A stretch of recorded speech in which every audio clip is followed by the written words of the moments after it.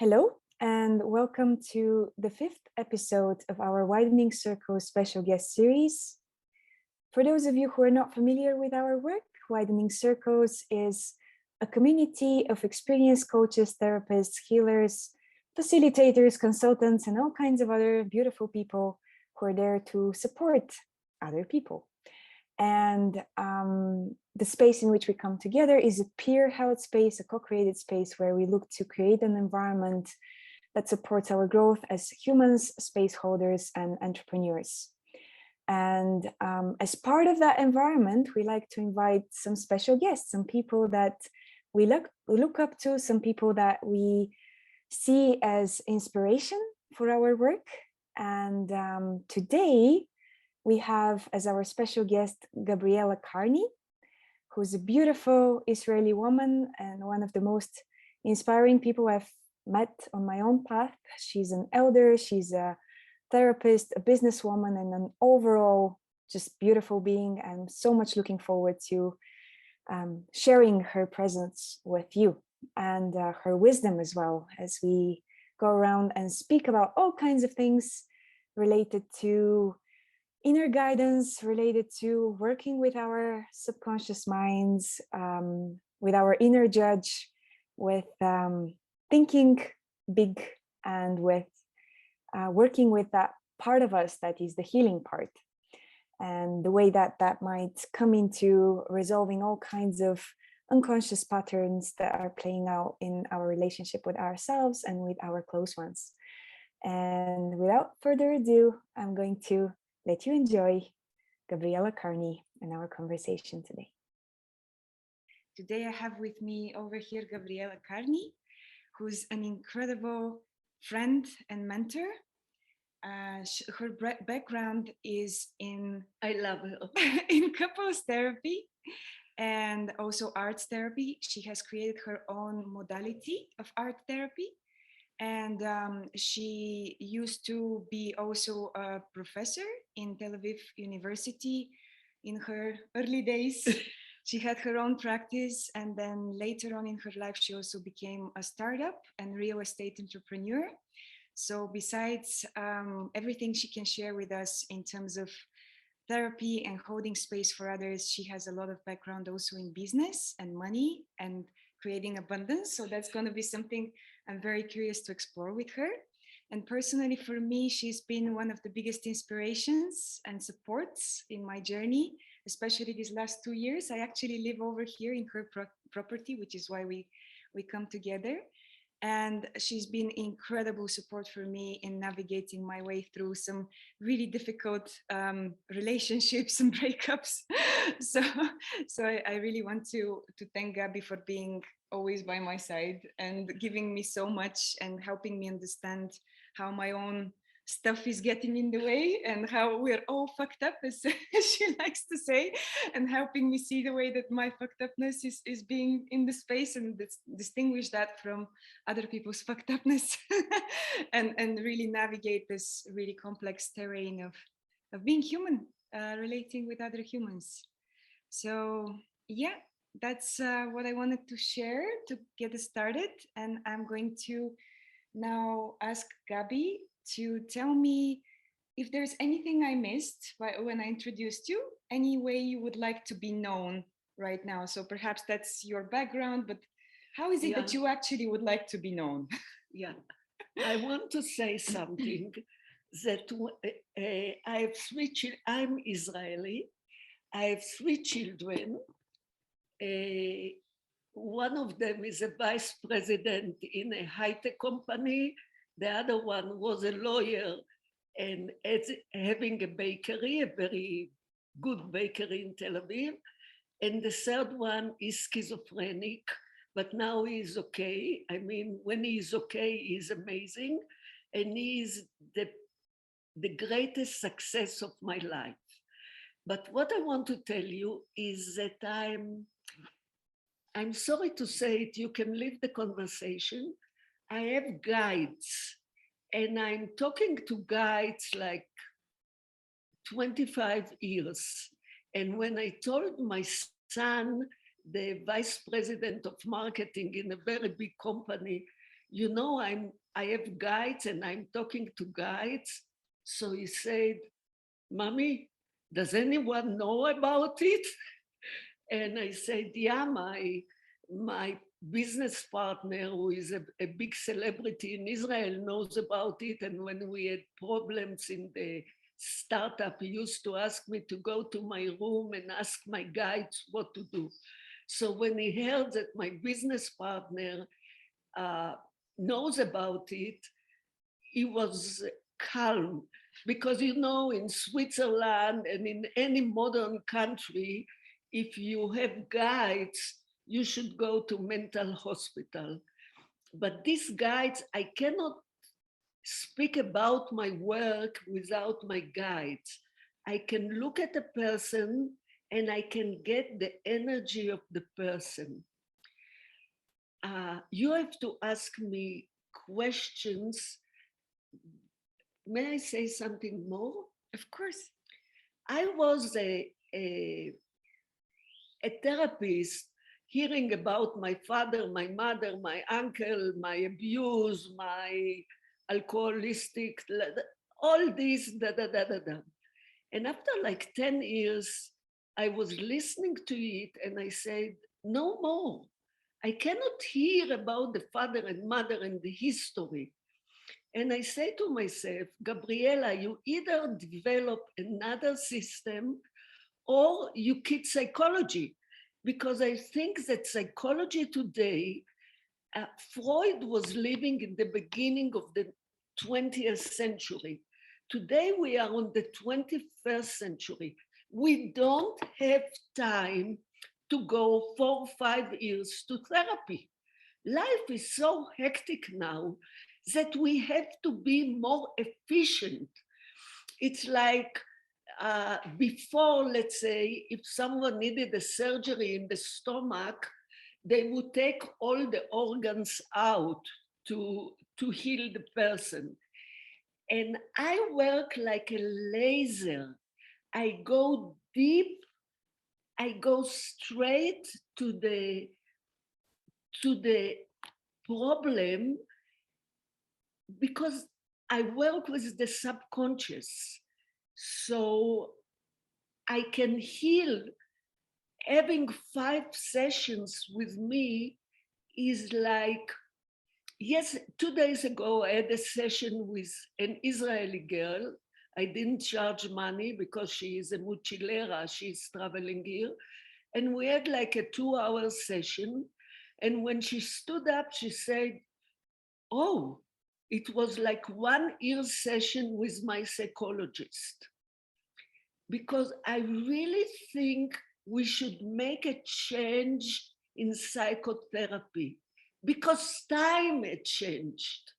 Not human being. Human beings are the same. The suffering is the same. We are all suffering inside. Someday more, someday less, but there is a huge suffering in each and every one of us. How can we heal the inner suffering? That's what I'm looking at. Sorry if I talk too much. It's perfect. Thank you so much, Gabi. It's beautiful to hear, and I really appreciate. This is one of the things I've been really appreciating about Gabi and her influence in my journey is that directness, right? So sometimes there's this way of like, let's just be slow and patient and gentle, which is wonderful, and it's important also to have those kinds of approaches. But there's something in the flavor of the work she does that it's really like go to the core. Let's go there and let's get to where the pain is. Let's figure it out and let's move on. So I really appreciate that. And one of the things actually we wanted to ask you before we open for different questions. Our community, our goal is to explore how do we create an environment that supports human growth and thriving. And so I would love to hear from you any perspective you have on that question. How do we create an environment where humans can grow and thrive? I'm sorry, I don't have an answer. Okay. I want to tell you why. I believe all of you are living in big cities. And I think that living in big cities is not for human nature, is not what we are. Look, humans are living in cities since let's say since the 18th century. So we are living in cities like 200 years, 250 years. But all our emotional existence is in the country, working the land. I think there is a huge contrast between our inner emotional system and living in the city. I was hearing, that's why I'm living in Guatemala. I have a beautiful apartment in Tel Aviv. I was living in Manhattan. I had an apartment in Paris. I was listening a week ago to a podcast from Tel Aviv. And then I heard a police car or an emergency car with the siren. And my body froze. I forgot about the sirens of the emergency cars. I think we are not aware how much we are tortured by the traffic, by the alienation, that we don't know our neighbors. We don't have human contacts. I think that we live in a toxic places. So maybe if we can build small communities like this, small communities where people, it can be like a club. It can be like a club that people come, and we should build a business model for the club. This is my business side. So you will not spend your time without getting money, but clubs that people can come in and talk. Now that I'm talking, and it's the first time I'm thinking about it, what is Alcoholic Anonymous, Narcotic Anonymous, Overeating Anonymous? These are clubs. Why can't we make clubs for normal people like us? We are normal people, but we are lonely, and we have frustration with the partners we have, or with the partners we don't have. Why can't we have a place where we can have coffee and talk to people? But it's just an idea that came to me now. Sorry. Thank you so much, Gabi. I love hearing that, and I love once again that spirit of honesty. Of, you know what? Let's look at this. Let's look at what it's like to live in a city, even if there's pain there. If we look at what might be happening around that for us. Yeah. So thank you for sharing that, and I'm gonna open the space for questions from the others, and you can type them in the comments, and I'm gonna share them, or you can speak out loud as it feels right to you.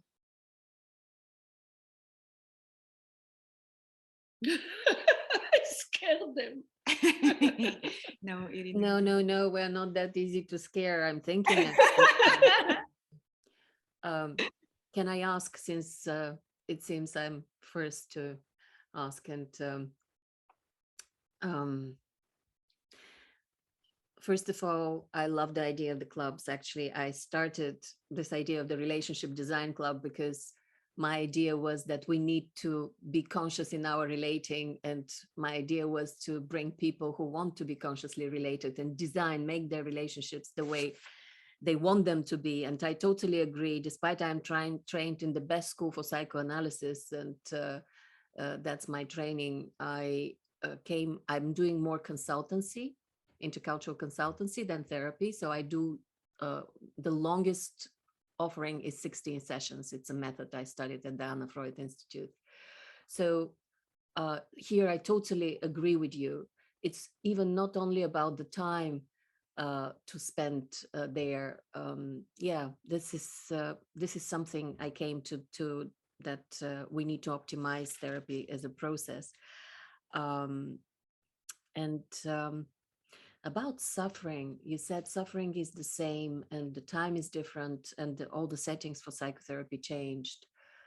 I'm just thinking about the suffering and the pain, because it seems to me that the pain is not avoidable. It's a very human No, condition, but suffering somehow is. It's kind of prolonged pain, which probably through therapy and through work we can diminish or make more manageable. There is no solution, but there is management of pain and suffering. And I bring it now to the cities question, because this is something that's bugging me. I want to come to live where you are, but there seems to me that it is a bit, there is an illusion there. The cities are there for a reason. And how do we actually manage, navigate, balance? Because what comes to me to mind is kind of living 6 months here, 6 months there, and having life in both places, because so many things are happening in the city. And this is a congregation of people that was created around the modern condition. So I imagine that something will be changing, but until we're in transition, how do you see this process? You yourself, how do you live? Do you permanently based there, or you shared your time between places? How do you manage that? Because I have different homes in different places, and this is a bit of a question for me, how to organize my life. And it would be nice to have your experience as an example. I had to leave Israel on 1999 because I was a president of a startup company, and the investors wanted me and my partner to move to Manhattan. So I actually had to move to Manhattan. I didn't want to. And then in 2003, I found this place and I fell in love with. So I was staying like 4 or 5 months here. No, at the beginning I was in Manhattan, Tel Aviv, and here. And then when we sold the company, I spent like 4 or 5 months here. This year I have decided to spend more time here, like 9 months to spend here. I suffer in Tel Aviv. After living here, I come to Tel Aviv, and you know, you walk in the streets, and everyone you see, you say, hello, good morning, good evening, how are you? You don't know the person, but you are smiling. Everyone is smiling at you, and you are smiling at everyone. I think just this fact is doing something to the soul. Last time I came to Tel Aviv and I went into an elevator and there was a man and I told him hello, entering the elevator. He immediately took his smartphone and he looked at me as if I am crazy, saying hello, getting into the elevator. I cannot advise you what to do. If you can work from here, if you have clients, you can work online. We'll have to have a private conversation so I can help you. But I can totally understand your wish to change your life. So I cannot advise. What I advise to you is not what I advise to the other participants. Thank you, Gabi. We have a question that came in through the chat. Yeah. It says, how do you work with the subconscious? How do you make the subconscious conscious? Or do you make the subconscious conscious? Or how do you work with the subconscious?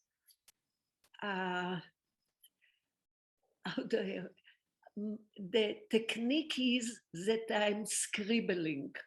And maybe one day we can make a group like this, and you will scribble in the group, and I will see you scribbling, and I will analyze with you the scribbling.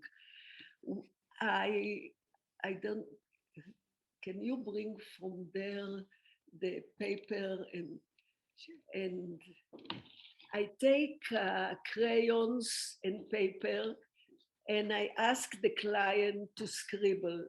No, here in the gabetta here. No, in the gabetta. Yeah.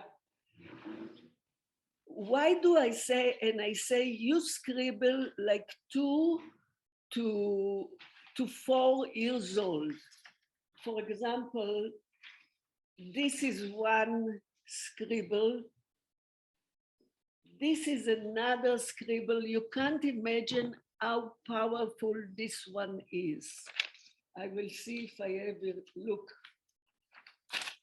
This is another scribble. It's like 3 to 4 years old. Why 3 to 4 years old? Because our brain is like Putin. I call my brain Putin because the brain, excuse me, if you want Stalin, it can be Stalin. Because Putin all the time says, this is not good. Why did you do it? You are not good. Why did you say this? What? This Putin is always criticizing us. Everything we do is not good enough for Putin. We can be very successful, but why?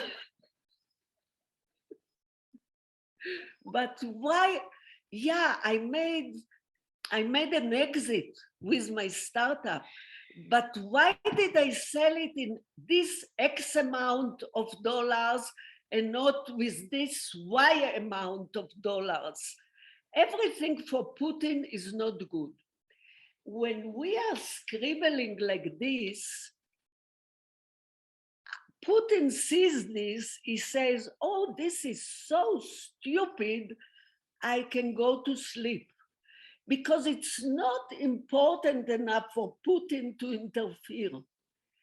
So through this, I get into the subconscious. Before scribbling, we go into meditation, and I ask the client to clean himself or herself and to find a clean spot inside of himself or herself where he can rest.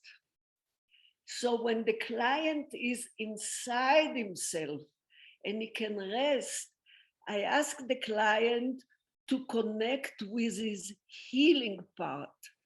Freud talked a lot about the death wish. We all have death wish and we all accepted the death wish. But I have found out that there is a healing wish inside of us. There is a part in us that wants to heal. So I ask the client to connect to his healing wish. And most of the time I ask the client to write on a paper what answers they want to get from the session. And the client writes the answers he wants to get, and we put it aside. And then we start to scribble. I always start with the same scribbling. How you was, how you are, and how you want to be. This gives me like we go to a family doctor and the family doctor is telling us, do a blood test and a urine test. That just to see how is the body, if something is wrong, but it's like, how do you say, it's like a diagnosis. And through this, I go to the subconscious. And the healing part is giving so many gifts to the client that every session I am amazing the huge difference between what our brain is saying and what our subconscious is saying. Actually, I am sure now that the brain and the subconscious are two different dimensions, completely two different dimensions. Our brain can say, oh, I want to find a partner and raise a family. Let's say, I just give an example. But our subconscious will say, no, I don't want to have children. I don't want to have relations, because all relations are bad. And I know the moment I have a relation and I fall in love, then I'm getting hurt and hurt and hurt and hurt. I don't want any more relationship. But the brain says, yeah, I want a relationship. It happened to me. A girl came and said, I want to have a relationship. And when we scribbled, she didn't want a relationship. We are living in two different dimensions. So through those scribbling, I get, and we'll do it one day, so you will try. I get into the pain, and then I see how I am now and how I want to be. And I see if there is the force to bring me from where I am now to where I want to be. Most of the time I see, yeah, the person can get to where he wants to be. Sometimes, very few times, there is no chance that the person will get there. So we have to work on building the bridge to the future. But actually, you know, it's written in the Bible, know where you come from and where you go to. Because you come from a little drop, a stinking little drop, and you are going to give a report to God. So we are coming from a little drop, and we are ending standing before God and giving report on our lives. So I try to help people build their lives.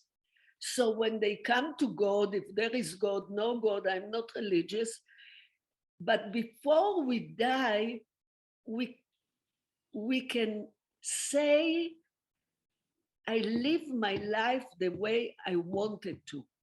I think that death is a very, very important part of our lives. We ignore it, but death is standing beside us from the moment we were born. And one day we will go to Earth. And I believe that the third age, from 60 above, is the most important age of our lives. When we are younger, we have to build ourselves and accumulate emotional richness, get rid of our suffering, because when we come to the third age, we can live the last 30 years of our lives with happiness. So there is a purpose to life, not just getting married, having children, going to work, making money, building a vacation house, buying a new car. No, there is a higher purpose to life. So I don't know if I answered your question. I'm sorry. Thank you. Yes. So you work with the subconscious by giving images to it, and exactly. Yeah. The Putin is thinking. The subconscious is seeing images, and the subconscious is very primitive. It's good, bad, black, white, generous, stingy. There are no gray colors. So we get answers from the subconscious. For example, I was sad. So we get down, what is sad? What does it mean? And we get to the real point of what is said. And I found out, we talk so much about trauma. And I found out that each and every one of us is having not one trauma, many traumas. For example, a woman from Canada came to me and I asked her, please scribble how you were, how you are now, how you are going to be. And she scribbled something. And I said, what age was this? She said it was 5. And what happened in 5? She broke her hand and her father took her to a hospital and he was with her in the hospital. And then at night, the staff told the father, you have to leave because you cannot stay in the hospital. So the father left her in the hospital with broken hand. And this was her trauma. So even little things that we don't even remember as trauma are coming out as trauma. So we don't have to be sexual abuse or raped or or our father had to be alcoholic or drug addict. We have so many small traumas in our lives that we don't even, not only we don't remember, it's in the subconscious. So I can get to it through this. I'm gonna try. Thank you. I'm gonna draw. I would love. Scribble. I like the word scribble more. Yeah. Yeah, I've actually also played with this in my own time with this method and drawing things. And then, but what's been really also helpful to see is the way that she goes about helping you to understand what you scribbled, helping you to go deeper into it. And I think this is really where the wisdom that is built up in time can come in very helpful. Can and you having tell somebody about hold your space. experience with the dolphin? Yeah, I can share just briefly. Like I had this scribble where like I scribbled actually even with my left hand and I was not looking. And I had this, and I look at the scribble and I see like there's an actual dolphin there. Like it's not super clear and like beautifully painted, but like that's what I saw. Like there's a dolphin there and there's this blob of like darkness in front of him. And this blob of darkness, the way that I got to understand it with her help was like this place where there's like algae and rocks and like things that is like, just if the dolphin goes there, there's a good chance he will get entangled and stuck and hit himself, right? So this really dark place, and the dolphin is looking at it, and there's this kind of like way in which he's looking at it and he's also considering kind of turning away, but he's very tempted to go there, very tempted to go where the darkness is, where the pain is, where the risk is, right?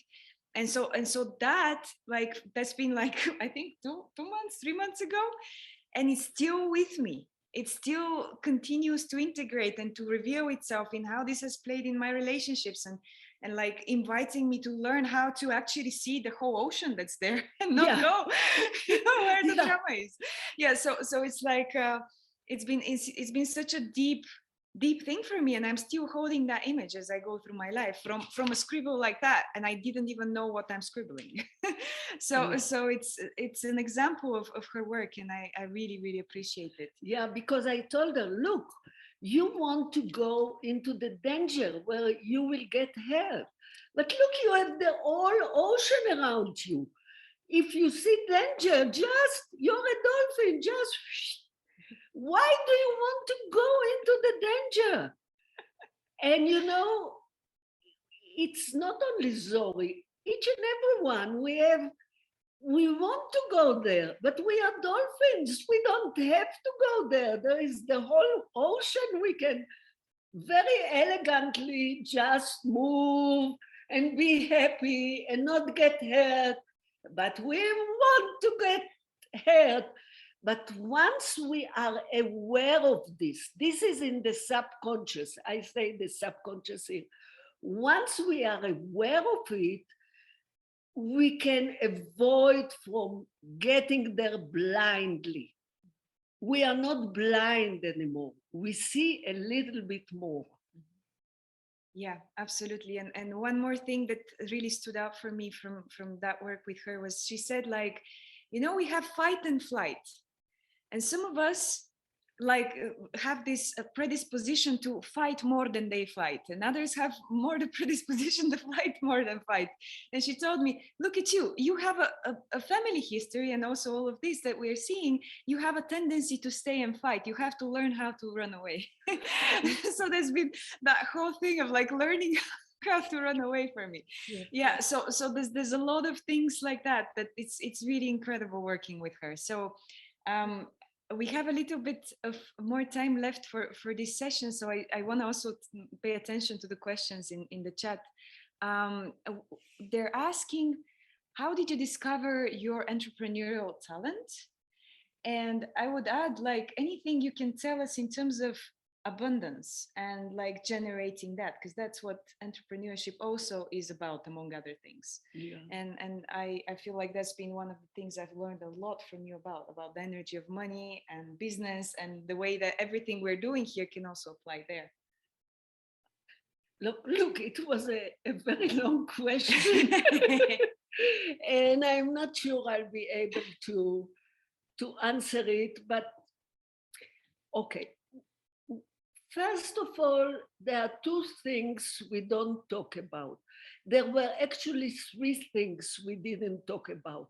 The first thing was cancer. Do you remember Susan Sontag not talking about cancer? In the last generation, they used to say, he has this disease. They didn't mention cancer. Now cancer became a common knowledge, and we have a day of cancer, of breast cancer, and all this. So we are left with two things we don't talk about: sex and money. We don't talk about it because actually both of them are a little dirty. It's dirty. Yeah, we are more open now about sex, but still it's a little dirty. Money, it's even dirtier. What I found that, so nobody talks about money. We have to keep it to ourselves. I found out that money is not money. Money is energy. Money is the zeros we have in the bank. The zeros we have in the bank, if we have 100 euros or 1,000 euros or 10,000 euros, these are only zeros in the bank. So this is a number. Like my age is a number, but zero is an energy. And how do we connect to the energy of abundance? I was very lucky in this reincarnation to be connected to the energy of abundance. It's not that I didn't have tough times, financial tough times, but I can't explain it. First of all, you have to think big. In order to touch abundance, you have to think big. If you think, how many clients do I have? You think small. Think big, like, okay, maybe, and I'm going back to the social club, maybe I can rent a place, advertise it. It will cost like, I don't know the money in Europe, how much, let's say 50 euros to come. And it's from 4 to 8 every day. Anyone that wants to come can come and talk, and we'll have groups. I mean, think not one client. Think more. And I want to tell you something about, I'm sorry, I'm not very coherent. If you if you are working to make money, you will make money, small money. If you are working for a bigger cause, you will make more money. Abundance is like, I never work for making money. I work to create. I work to help. I work to give. I work to heal. I don't work for the money. If you work for the money, you will get the money, but it's a small money. Work for a bigger cause, and then abundance is coming. I know it's not specific. Can you help me with this? In what way? How? Because for me, I feel so much abundance and I never think about money. I don't know how much money I have in the bank. I don't know how much money I have on me now. I don't rent my houses. The houses are not rented, but I have trust that abundance will come. If you concentrate on money, on the fees that you will get from your sessions, you will not touch abundance. Abundance is something bigger than you.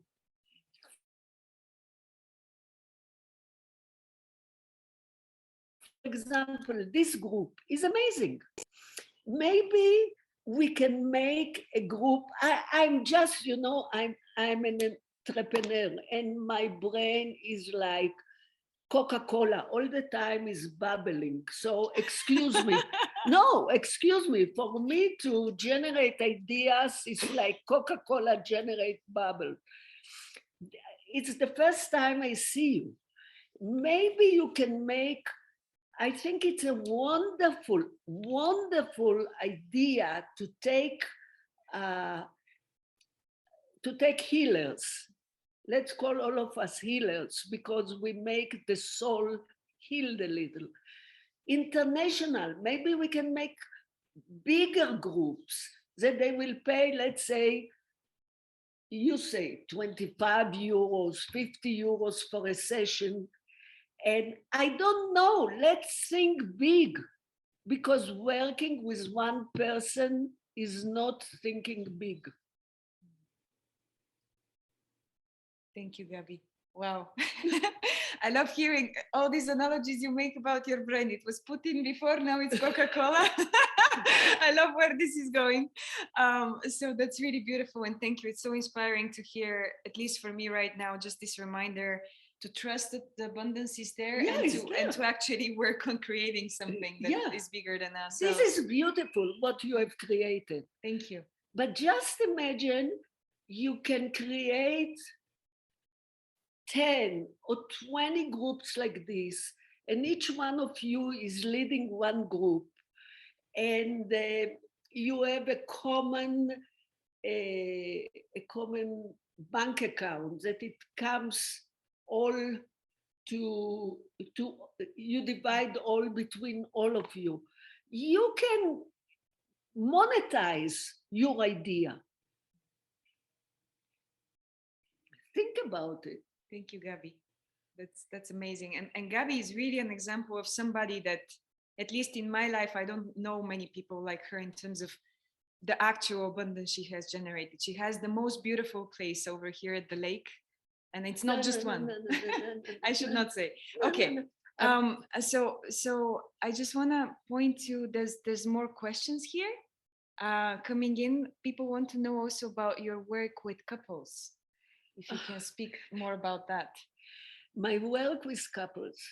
First of all, I'm divorced twice, and I had two more very meaningful relationships in my life.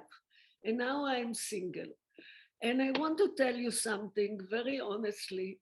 I think that being in relationship is very, very, very, very, very, very, very difficult. It's almost mission impossible. I'm sorry. Why is it mission impossible? Because there is one person who is with his inner traumas and with his pain and with his Putin speaking here, connecting to another human being with his traumas and his suffering with his Putin speaking here.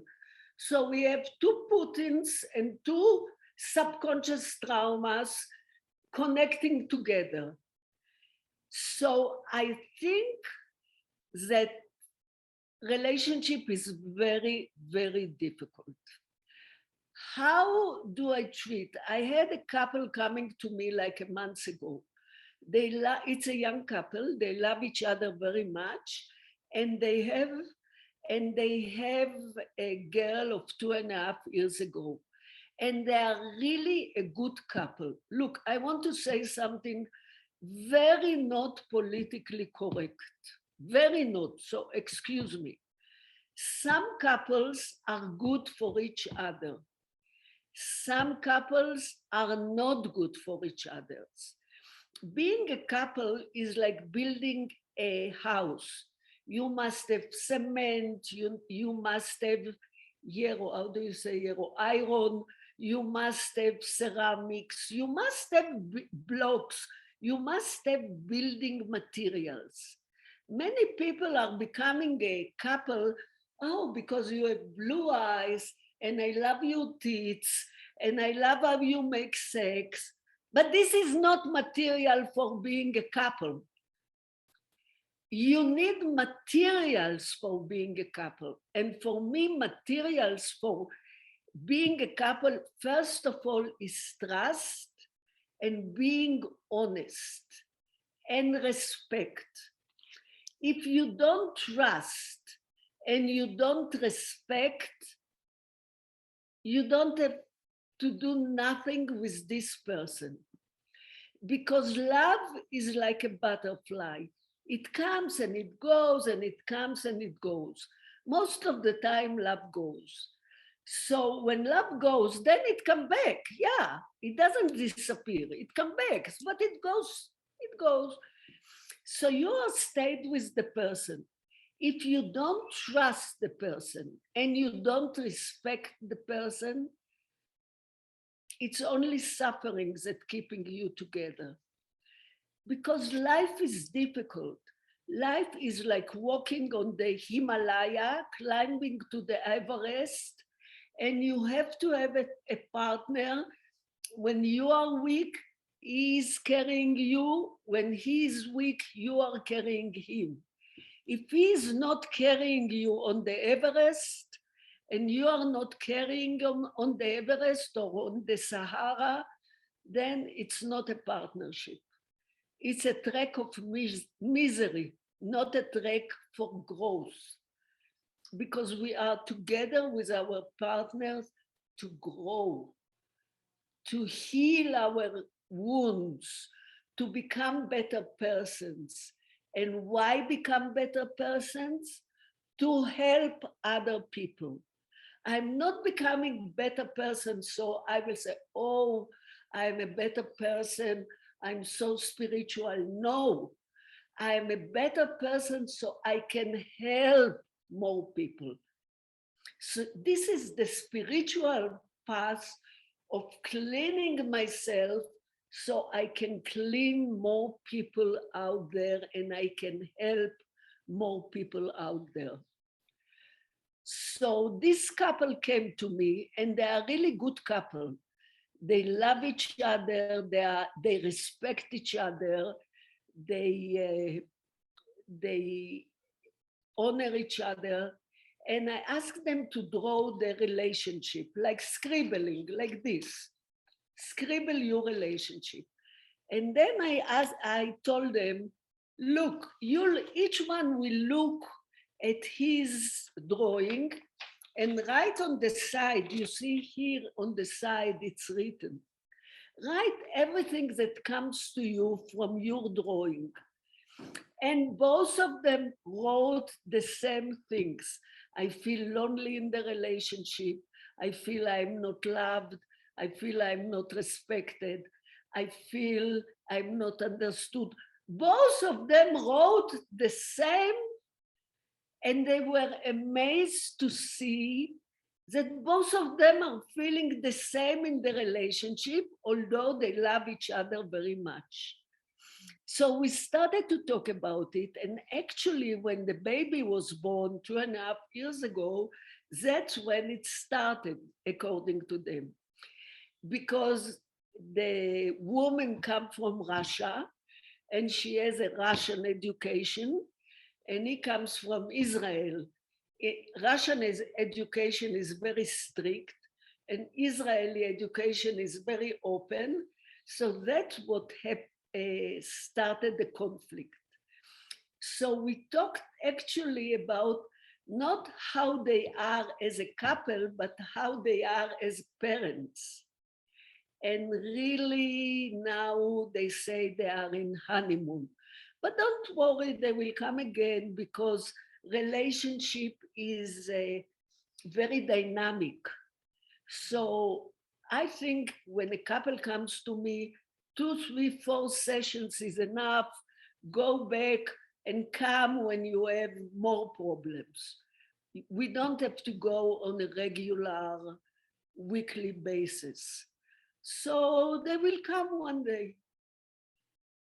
Thank you, Gabi. That's amazing. Yeah. And I love the way that you speak about this material. Is the material there, the material of trust and respect? Yeah. And the way that the love is the butterfly. I have a question about that. Yeah. If I may. Because I agree very much with that, but I'm also working with couples. But what happens when the trust is broken? Can it be repaired? What do you mean trust is broken? Trust is broken because the husband had a love affair? Yes. Or because the husband is cheating all the time? Because there has been a love affair. Because there had been a love affair. I look at a love affair. Love affair is 50-50. Love affair can break the marriage, and love affair can build the marriage. I give you just assumption. You know that in family therapy, unlike psychodynamic therapy, in family therapy, you make assumption before the client is coming. So my assumption might be that maybe subconsciously, one of them, I don't say that any assumption is good, but one of them, maybe subconsciously, she doesn't want the relationship. And she doesn't have the courage to break the relationship. So she makes him go to another woman, and then she is a victim because he betrayed her. Look, I don't buy the pretext of a victim. Why did you make yourself a victim?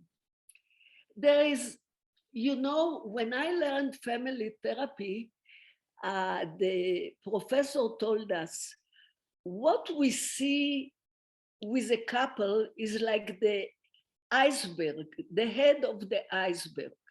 What the psychologist, the family therapist is seeing is like 10% more below water. And all the iceberg is below water, because a couple is not only a couple. It's her mother, it's her father, it's her grandmother, all the 7 generations of ancestry is there. I would ask her who of her family was betrayed by a spouse. Maybe her mother, maybe her grandmother. There is, if she made him betray her, there is a pattern there. It's not just her. Wow. Thank you very much, Gabi. You know, they come to me, I know this, I had a couple like this. Oh, he betrayed me. No, the husband came. Oh, she betrayed me. But actually, he was pushing her slowly to betray him. And then they came to me, oh, she betrayed me. And then when I started to investigate it, he recognized that he was pushing her to betray him. So the story of betrayal in a couple, it's not a very simple one. And it's not exactly like it looks like. Amazing. Thank you, Gabi. Wow. I see that we are running a bit out of time for this part of our gathering. And so I just want to look at the comments, and there's a comment that says, I keep having this image of the mind of Putin swimming in Coca-Cola. And then another question comes. Is there anything that Gabi would like to say or share, or her guides maybe, before this public space closes? And there was also a previous question around your guides and the way that they came to you, how they connect with you, but maybe they want to speak something now. No, I want to tell you, when I met my guides 25 years ago, I was a horrible person. You know, I was married to a very rich man in Israel, and I was dancing with the prime minister and the ministers in cocktail parties. And I was so vain, a lady of society. And then I started to talk to my guides, and I asked him, am I the only person you talk to? And I was expecting for him to say, yeah, you are the only one. I chose you because you are so wonderful and so clever and so amazing. And he said, no, I'm talking to everyone that wants to talk to me. And I was so disappointed. How dare he speak to everyone that wants to speak to him, and not only me, the chosen one. And this really started, his conversations with me really made me humble and conquering my ego and being what I am now, because what I am now is not what I was 25 years ago. I don't like even seeing pictures of myself from 25 years ago, because I looked very nice, but I can feel the suffering I had inside. How do you get connected to guides? Everyone can get connected to guides. You know, you listen to your stomach, to your guts. I have a very strong gut feeling, but I didn't use my guts because Putin told me, are you crazy to use your guts? No, you have to use your brain. And every time I listened to Putin and I used my brain, I was sorry afterwards. Now I want to tell you, I only listen to my guts. And I do business, I take business decisions according to my guts. For example, can you show them this beautiful house? Mm-hmm. When I bought this house, listen to a story, she will show you, it's an amazing, beautiful house. I was in San Marcos and I wanted to buy land. I didn't want to buy a house. And the real estate agent told me, yeah, we are going to see some land, but on the way we shall walk and see a house. And I told the real estate agent, I don't want to build a house, to buy a house. And she told me, yeah, but the owners are waiting and I don't feel well if we don't come and it's on our way. So I said, for the sake of the real estate agent, I said, okay, let's get into the house. And I saw the house and I say, I know this house from the outside. It's such a beautiful house. It's such an ugly house. I don't want to buy it. And we went into the house, and the house was of Guatemalan people. They were hoarders. There were so many furnitures and stuff. You had to walk.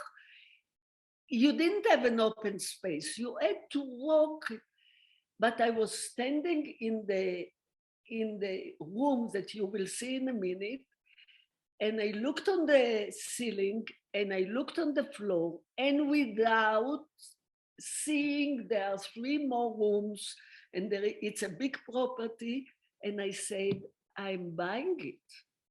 I am buying it. And the owner was telling me there is a jacuzzi, there is there. And I was thinking, why is it telling me this? I am buying the house. And I bought the house. It was on 2007.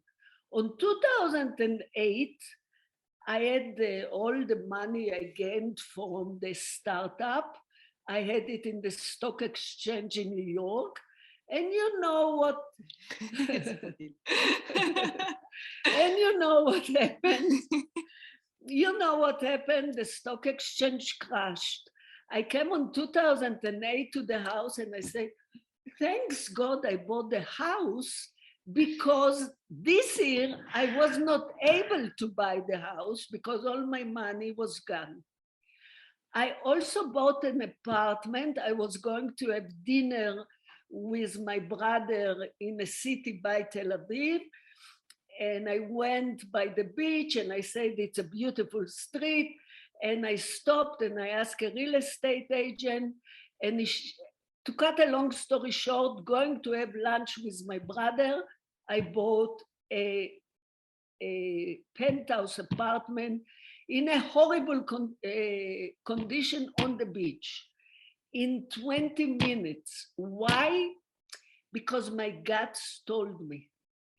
And I want to tell you, listen to your guts, because your guts are connected to our limbic brain. Our cognitive brain and our limbic brain are not connected.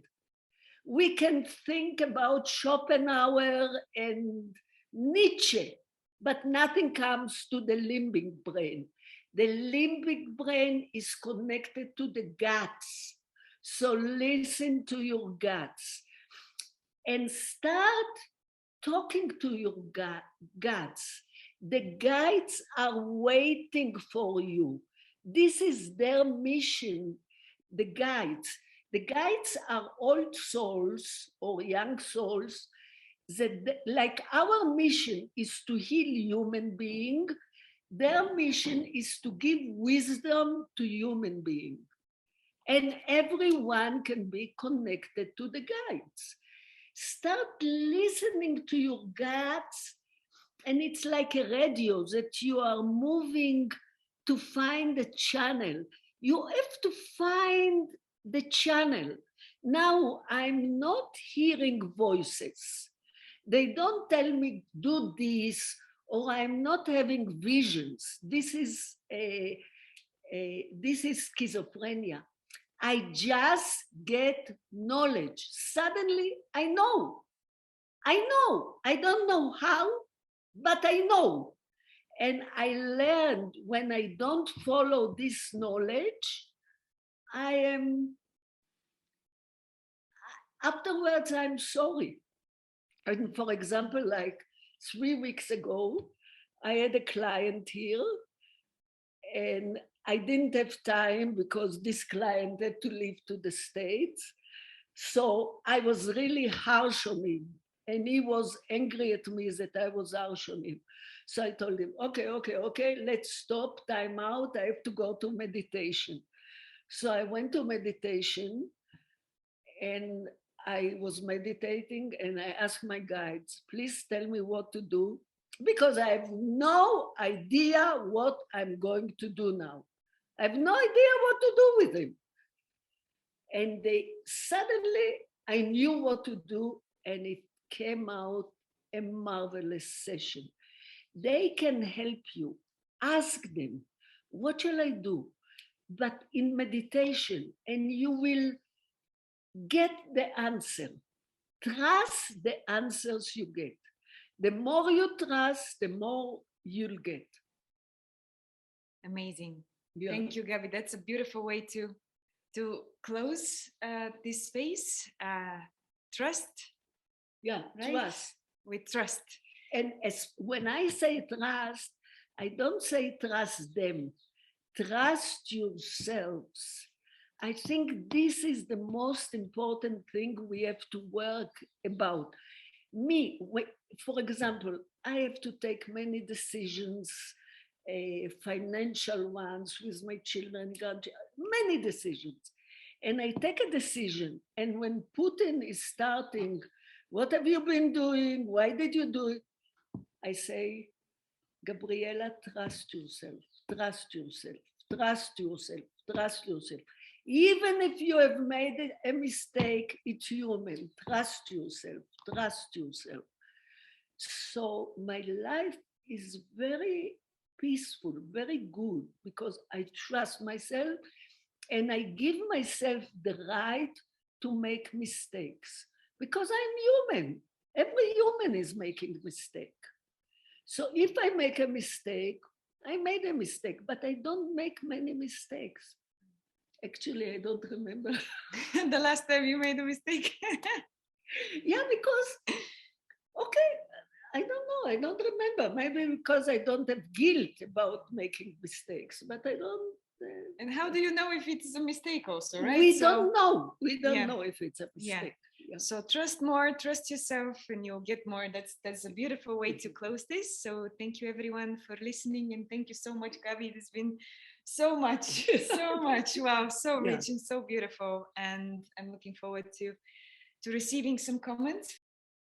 Thank you for being with us, and thank you for listening to another episode of the Widening Circles special guest series. If you have enjoyed this, you can consider subscribing to our YouTube channel so that you will be informed of future conversations we have with inspiring people in this field. And also, if you're an experienced therapist, coach, consultant, facilitator, space holder, and wish to be part of our community, you can visit the link in the description below and see whether our doors are open for welcoming new members.